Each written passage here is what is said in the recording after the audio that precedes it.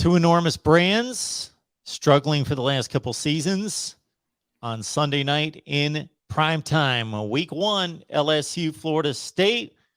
We got our guy Carter from LSU Power Hour joining us to break it all down for us. Carter, what's going on, man? What's up, Mark? I decided to rock some Florida State colors. Look at that. I wanted to blend in. I was wearing a purple hat, purple shirt, but I wanted to show some love to one of my favorite running backs of all time. That is none other than Baton Rouge native Warrick Dunn. Are there?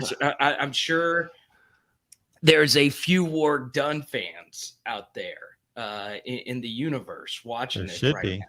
And it's crazy. Like, if you're in your mid-30s, you have a romantic relationship with Peter Warrick's highlight tape. You just do. Like, if I'm ever down and out, I'll go to 2 highlight tapes that gets me excited. It's his and it's Tyrann Mathieu. So there's a piece of me that likes Florida State just a little bit.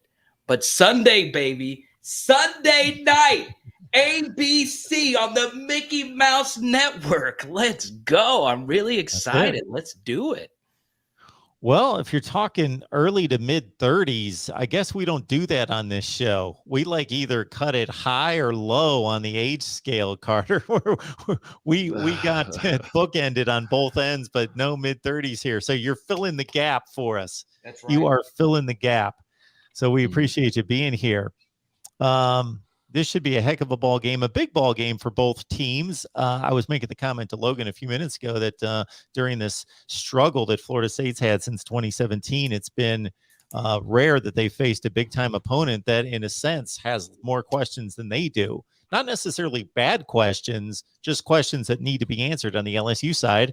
And, of course, that starts with the quarterback position. You still have 3 in play, and that doesn't even include the 5-star true freshman.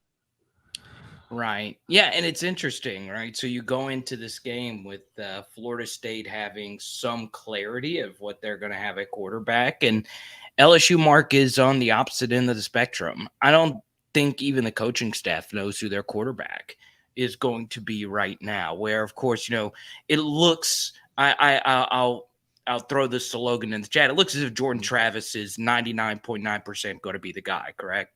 Yep.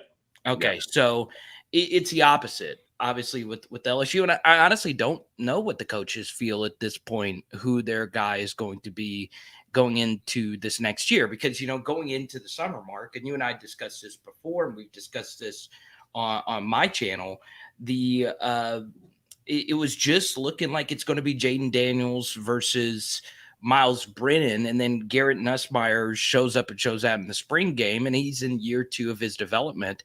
So as of right now, I feel as if LSU doesn't know who their quarterback is going to be.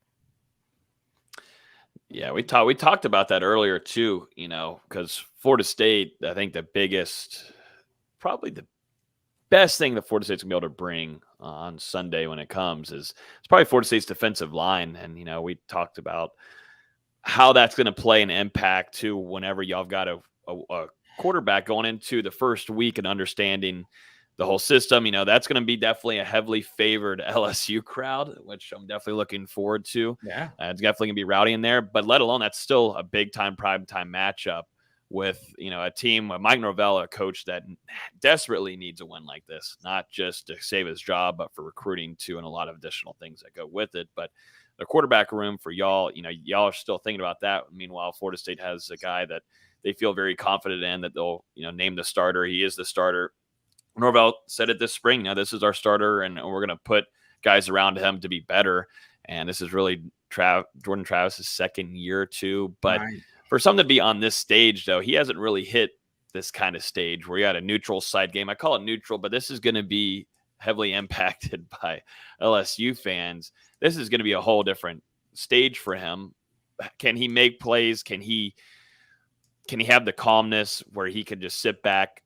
Can he be in the pocket long? Is that going to get him where he gets antsy again, which is something that hurt him a while back? There's just so many different things, at least quarterback wise, going head to head, that we'll be watching, we'll be watching more of your camp more than anything, because Florida State has their guy, but watching y'all start to fall camp, really understanding who y'all intend on going with. Is there anybody, maybe that you saw or heard from the spring that had a good spring in the quarterback room that might, you might have a projection on who Briuan Kelly might go with? Honestly, Logan, really was like, yeah, obviously Jaden Daniels was the heavy favorite with 3 years of starters experience. He was also very durable, and he had a fine camp, but the other two quarterbacks are simply better throwers of the football. Now, what's really interesting, you mentioned Florida State's defensive line. LSU also has a really talented defensive line in and of themselves. What's really, to me, the key, and you guys mentioned Alex Atkins a minute ago, very good young offensive line coach. LSU has Brad Davis. I know they kicked the tires. I know Alex Atkins' name was rumored for a second for someone that LSU might pursue as well.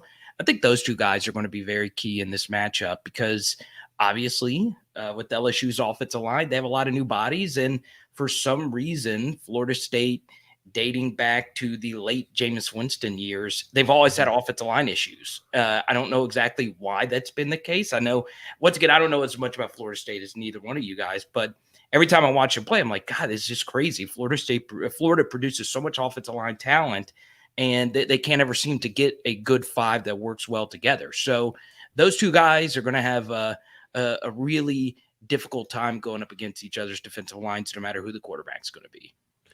Yeah, you're completely right.